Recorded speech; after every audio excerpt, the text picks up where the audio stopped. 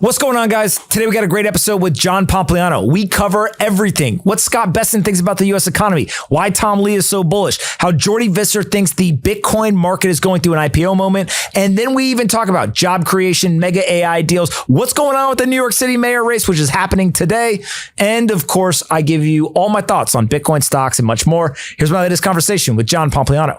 All right, John, what's the first topic? Are we in a recession? Bessent been all over the news. He's talking about certain sectors of the economy are in a recession. Do you believe we're in a recession? What's going on? Anyone who believes we're in a recession is an idiot. Point blank, period. If you look at all of the data, how are you in a recession if the companies are growing 20, 30% year over year and they're multi-billion, hundreds of billions, trillion-dollar companies? How is it possible that you're in a recession? People say, oh, well, sometimes they grow so fast right before the big crash. Like, first of all, that was a good lyrical rhyme. Second of all, is if you actually think about what's happening in the economy right now, we are going through a boom. What's a recession? 2 consecutive quarters of negative GDP growth. Anybody out there? I'll take all bets. You think GDP is going to be negative in Q3 or Q4? Let's go. There is zero chance that we are going to see a negative 2 consecutive quarters of negative GDP growth in 2025, which if you go back, I've been saying the same thing since April, since February, whenever everyone was freaking out about all the tariffs and stuff. Y'all are ridiculous. We are only going to continue to grow because we are on the precipice of an economic boom that is driven by technology innovation, artificial intelligence, Bitcoin and robotics are going to save the American economy, and all the haters are going to cry about it, but that don't change the future. That's what's going to happen. Do you think some sectors, so it's possible that some sectors are in a recession, but ultimately the United States is not entering? There's a lot of sectors that are in a recession, but they ain't the ones that people want to talk about. How about the entire woke industrial complex? They're in a multi-year decline. They just got smacked. How about all of the DEI nonsense? They got smacked. They're in a multi-year decline. And so if you look at, yeah, sure, there are certain sectors 100%. By the way, it's not just that type of stuff, right? There are definitely sectors that are going to, at times, be in a decline, and other sectors are going to be in some sort of boom. But on a net basis, the U.S. economy is strong. It is growing. It is innovating, and it is headed in the right direction. And that's the most important thing. And so now, what I think is a much better conversation is what are we going to do as ChatGPT and automation and all this stuff starts to create a decline in the number of jobs. Remember, the reason why the Federal Reserve is cutting interest rates is because they ain't worried about inflation. They're worried about the labor market. The labor market is weakening. The labor market has been weakening since ChatGPT launched at the end of 2022. And so now people got to try to figure out what is going on, and we got to figure out how we're going to get these people jobs. Where are they going to go? What are they going to do? How do we create more jobs? That's the focus. But notice the definition of a recession, even though the fake nonprofit organization that claims they got a monopoly on saying it's a recession, for those of you who don't remember, if you go back, I think it was in 2024, in the first 2 quarters of the year, there was 2 negative quarters of GDP growth, and they just said, it's not a recession. And we said, well, at any time in the history of humans, 2 negative quarters of GDP growth is a recession. Why is it not now? And they literally said, because we said so. It's the craziest shit I ever heard. It's a nonprofit. They claim that they have a monopoly on actually declaring recession or not. But the definition of a recession is 2 consecutive quarters negative GDP growth. We are not going to get that, so we are not in a recession. Jobs ain't a part of that. Nobody says if you have job decline for 6 months or job decline for a year, or job decline for 2 months, then it's a recession. It's a different thing, but it's still something we need to pay attention to. And ultimately, I think that maybe we'll talk about it later. You know, New York City mayor race, many things that are happening in the economy are driven by this decreasing of not only jobs, like actual jobs, but also the prospect of jobs. People are losing hope. They feel like they can't find a job. They feel like there's not opportunity out there. And so they start to look around for something else to kind of hold on to. Let's see what happens. We're definitely going to talk about the mayor race. So, but one more thing I want to stay on with the recession argument is the Fed obviously cut interest rates by 25 basis points going into December. Do you think they should have another cut? Powell seems to be kind of flip-flopping. He doesn't really know. He's kind of leaning towards maybe not cutting now. What do you think they should do? And what do you think they're going to do? Powell is allergic to Donald Trump. That's what I think is actually happening. Is Jerome Powell will be cutting rates to 1% if Trump said to raise them. That's straight up. That's what I think, right? I think that it is super political. It's always been political. It's not a Powell thing. It's not a Trump thing. I think that Powell was being political when Biden was in office. I think that other people were being political before him. It's always been political. Now, with that said, another really interesting thing is that people don't talk enough about the Federal Reserve and the Treasury. Scott Bessent, we were talking about him. He went on television. That man, he goes on TV. What'd Trump say? He soothes the market. Mr. Soothe the market, right? He goes on, he's slick, right? Got his hair perfect. He's got the glasses on and he starts just talking. He's like, hey man, that guy's in charge. I feel good about it. But what happens when the Treasury and the Fed are working against each other? Jerome Powell versus Scott Bessent, because that's happening at times. Scott Bessent thinks that interest rates should be lower. Scott Bessent thinks that the government is going to continue to contract spending. Scott Bessent thinks that the economy is strong. Scott Bessent thinks that inflation is not coming back. So if that's what Scott Bessent, the Treasury Secretary, one of the most important people in the administration, believes, what the heck is Jerome Powell doing? Jerome Powell has got, you know what he has on? You ever seen him wear his glasses? I think that he's got drunk goggles on. You know how you put the glasses on and it makes things look like you're drunk? That's what I think Jerome Powell's doing. I think he's got drunk goggles on because he wants to see a world of inflation. He wants to see a world where he doesn't have to cut interest rates. But all he keeps seeing when he looks at the data is, I should probably cut rates.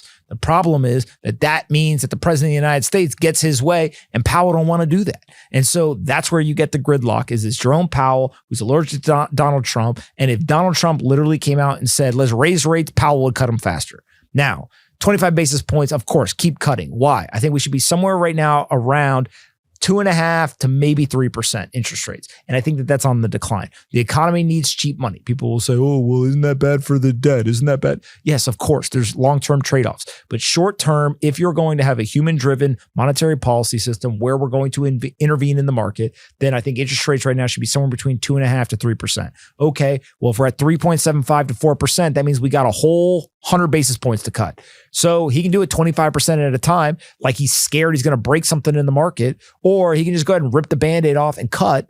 And sure, is there going to be a readjustment? Of course, but at least get it there faster so that, I don't know, American citizens could actually afford a home, help people actually be able to invest in research and development in their businesses, help the stock market go up so that pensioners and other people can actually get back to fully funded status. All of these things are simply driven by what is the cost of capital in the market. Right now, it's too damn high, to quote a great New Yorker. And if they don't get it down, then it's just going to take us longer to get there. So get it down, let the innovators innovate, and let the economic boom take over, and life will be good. But we are in an economic boom right now, right? The market's been up 6 months in a row, and that's only happened 6 times since 1928. We all know what happened in the 1930s. Obviously, we had Black Monday, and then preceding a terrible decade. Well, you know what's funny is there's a lot of like things that you could say to a man and really offend him. You know, you could use the F word, the D word, the S word. There's probably words I don't even know, right? You could say, really kind of just like get at somebody. But then there's words that they just cut through and they just there's no recovering. And one of those words is silly. If you call a grown man silly, like, man, he's just like, damn, I don't got to come back, right? The people who think we're not in an economic boom, they're silly. Think about what's going on now. I think the S&P is up something like 16%. NASDAQ's up 23% year to date.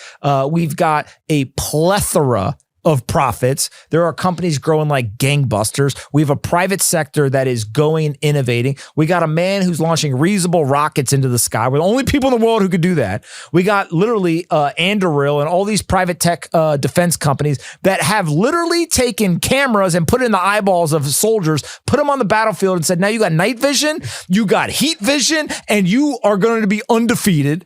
Then you go and you look at drones, you look at biotech, you just go through.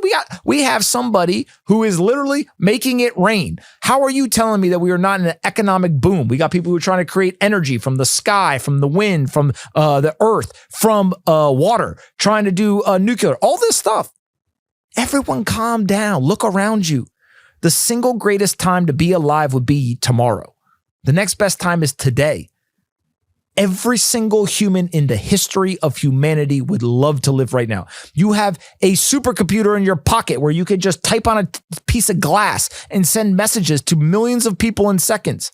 You can do anything with this. All of human knowledge is stored in this device. If you go in New York City to 38th Street, There's the JP Morgan Library. The richest man in the world has a 3 or 4 story library, 36th Street. And when you go into that library, you look, it was the largest collection of knowledge at the time for a private individual. Hey, JP, I'm smarter than you now because I got this thing. And so is the person watching this, and so are you, and so is everybody else. And so when you look at that, you say technology is a net positive. It's helping. We're in an economic boom. Stock prices are only going to go higher.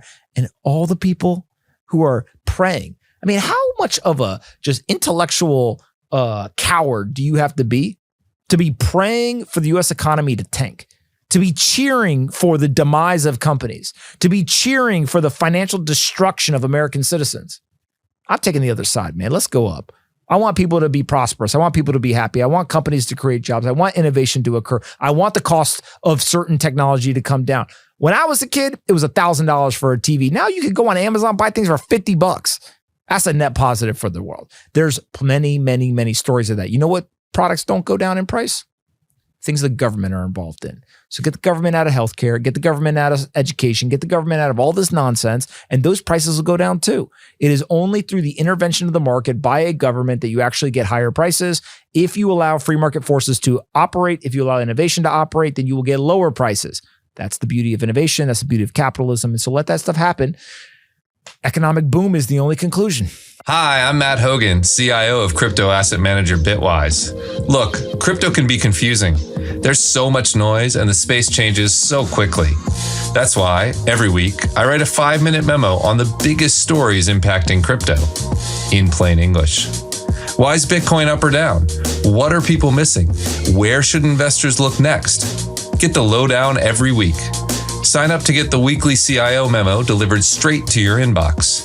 Go to bitwiseinvestments.com/CIO memo. That's bitwiseinvestments.com/CIO memo. Carefully consider the extreme risks associated with crypto before investing. All right, so sticking on economic boom, one person who thinks we're about to have an economic boom in crypto is Tom Lee. So he went on CNBC talking about 200K Bitcoin, $7,000 Ethereum price.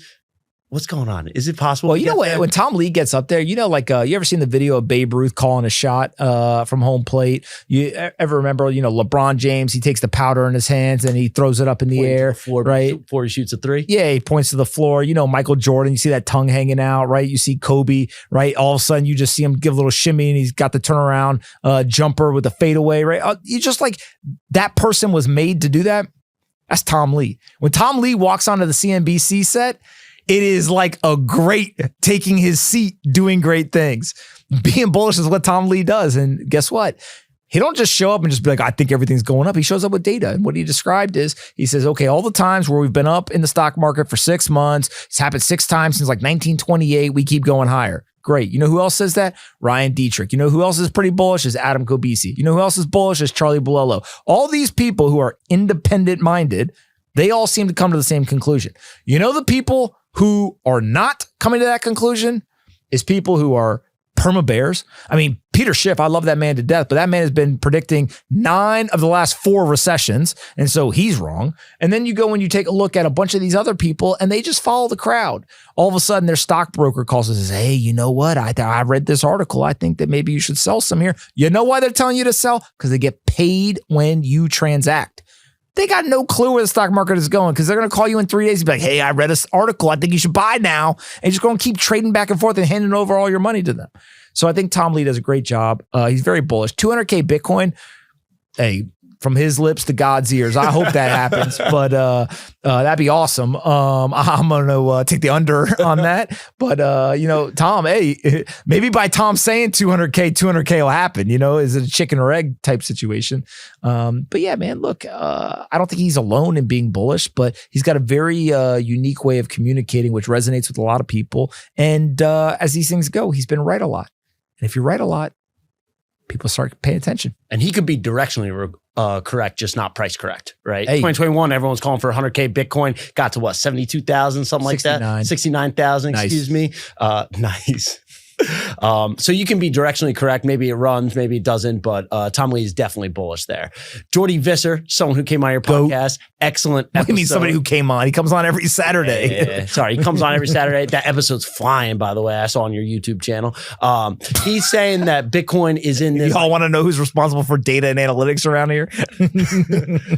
He's saying that Bitcoin's in this IPO era. What's this Bitcoin IPO? What's going on with that? Just, look, basically there's a distribution happening, right? And if you look at, there's a bunch of large pools of capital who previously were not able to buy Bitcoin. Now they can. And in order for people to buy Bitcoin, think about it this way. If Bitcoin drops to $50,000, you selling your Bitcoin? Okay, I'm not selling either. There's a lot of Bitcoiners who aren't selling at 50K. Would you sell at 60K? Nope. Okay, neither would I. 100K? No, right? 110K? What? There's some number where eventually like, yeah, it's kind of a high number up there. Maybe I'll give you a couple coins, right? So if you think about it from that perspective, is the way to think about the market price is basically the market price is a clearing mechanism. When it hits certain areas, all of a sudden there's people who were holding, who were unwilling to sell, who are now willing to sell. And the reason why a price stops going up is because now we've reached a point where there's enough people willing to sell to enough people who want to buy. If there's more buyers than sellers, the price goes up. If there's more sellers than buyers, the price goes down. Welcome to math. Welcome to finance. So as we have seen is as the price has gone up, we've now hit this point somewhere between 105,000, 125,000. And the reason why we're oscillating between in that range is that there's lots of Bitcoin trading hands back and forth between the people who have been holding for a long time, especially people who have been holding for more than 4 or 5 years, with the people who are now showing up and saying, hey, I want to buy this Bitcoin. But every time Bitcoin drops below 100K, that thing gets bid right back up. And there's this really, really persistent, strong demand going into Bitcoin. Now, Bitcoin did this one time before in recent history, did it right around $8,000 to $10,000. It kept kind of oscillating in that range. There was this trading of hands, and then all of a sudden, bam, we went up a lot. I don't know if that's going to happen this time or not. It does look like in the market, there's kind of more of this grind up more than these like parabolic blow off tops. But what I do think is that it is very hard to be bearish long-term on Bitcoin. And in the medium term, when you have this many institutions pouring capital into the market, I think it's very hard to be bearish there too. And so if you're somebody who is worried about what's Bitcoin's price tomorrow, I can't help you. You know, what do they say? You know, God bless you, right? Just give them their right and say, hey, you're on your own on that one. But if you're somebody who's medium to long-term interested in Bitcoin, you're not going to sell, you're thinking long-term, chill out. What do you care?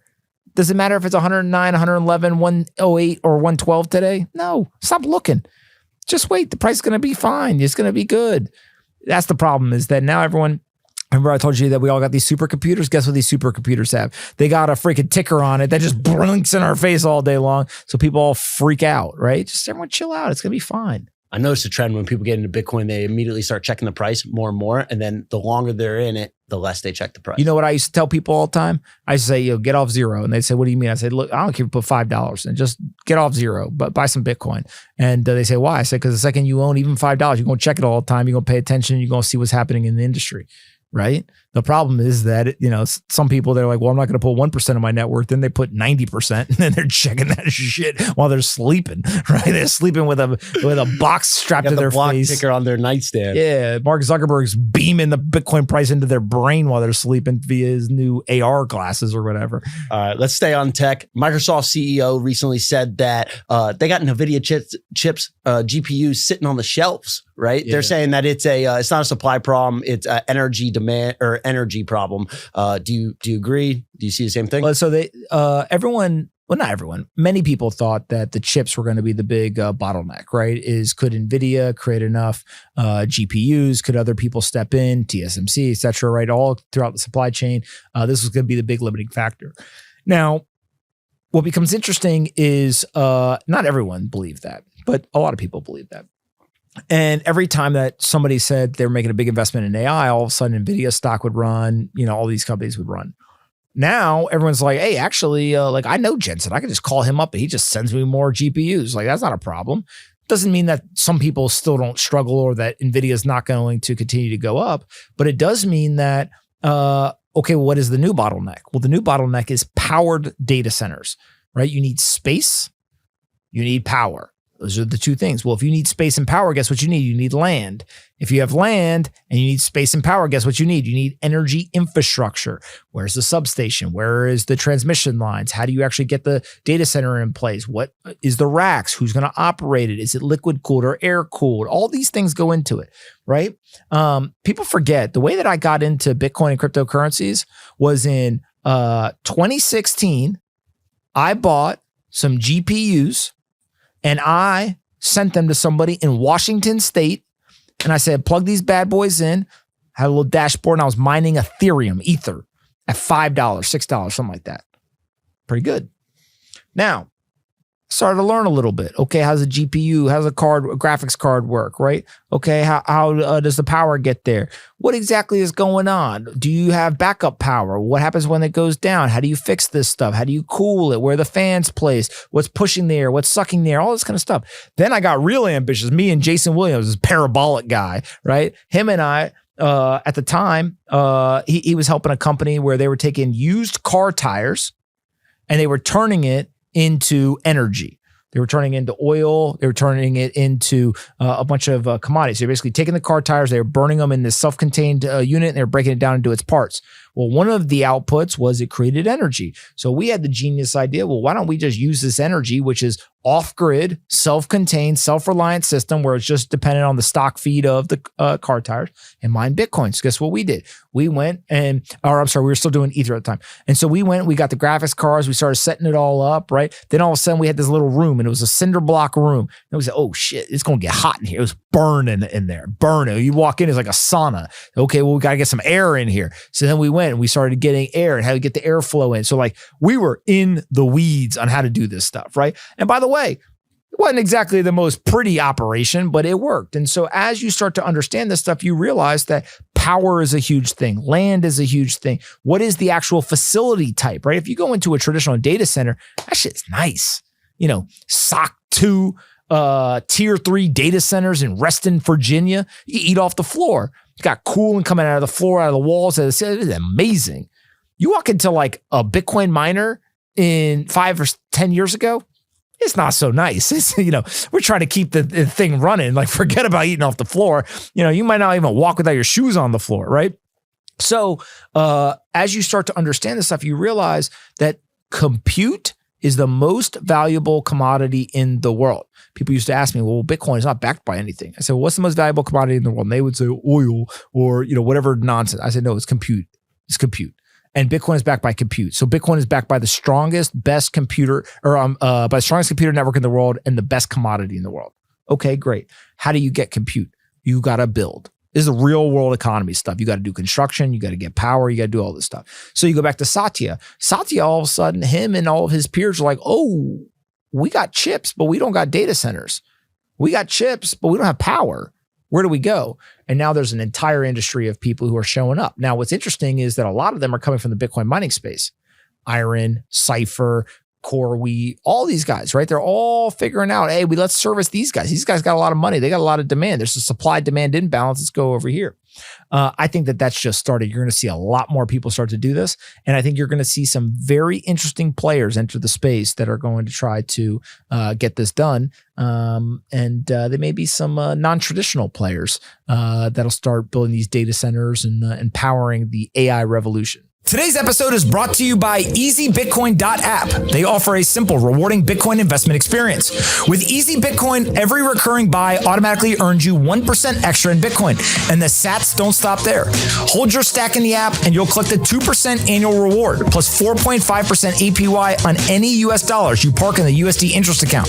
You can even opt in to have your interest auto-converted to Bitcoin. It's a simple, set-it-and-forget-it way to grow your Bitcoin. Easy Bitcoin is live right now on iOS and Android.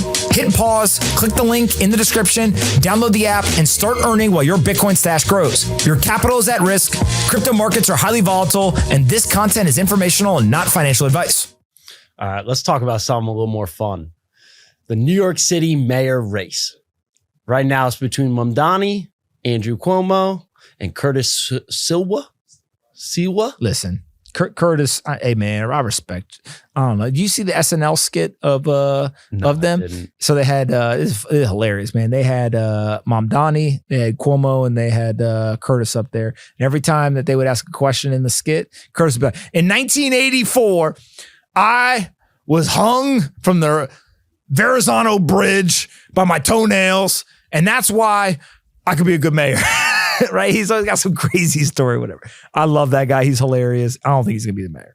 Now, today is election day. I have been saying for a while now that I thought that Cuomo's odds were much higher. It's tight. But I think that people do not appreciate. Communism was fought by this country.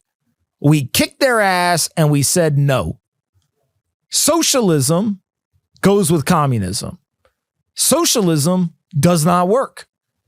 So if this country wants to continue to be successful, we need Americans to go to the voting booth and to say, I want democracy and I want capitalism. Those are the systems that work. People who like socialism are the people who want to take from other folks and give it to somebody else. That is a violation of what America stands for. The whole idea of America is that you have life, liberty, and the pursuit of happiness. How can you have liberty if somebody can show up and take your stuff to give to somebody else? And that is their stated political belief, is that we should take from the people who are creating jobs, who are creating solutions to problems. Remember, they always want to yell and scream about billionaires. You want to know when they don't want to talk about billionaires? The SNAP program is ending. Guess who is funding all of the people who need food? There is a plethora of billionaires across New York City that are all stepping up, donating millions of dollars personally. I think that Mike Moritz in California donated like $8 or $9 million out of his foundation. Bill Ackman, Mike Novogratz, all these guys are all participating. I don't hear a single person attacking them then. So what it is a two-sided coin. You want to villainize the people who are successful. Most people in America did not inherit their wealth. That is a trope that is put out there by people who are intellectually lazy. Instead, most of the wealth that is generated in America is by solving a problem. Do you want to know one of the top 5 professions in America to become a millionaire? A teacher. You know why? Because teachers live within their means. You never seen a teacher show up with a Ferrari. You've never seen a teacher show up with a Rolex. Teachers go to work every single year. They work hard and they simply live within their means. You don't have to make millions of dollars to become wealthy. What you are watching is that people, there's two sides. What do you make? What do you spend? So bring it back to politics.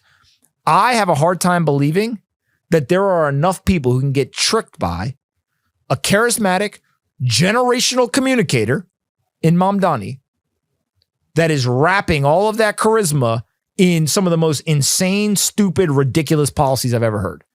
You want to make the buses free? You want to provide free childcare to everyone in New York? How are you going to pay for that? What are you talking about? The city is broke.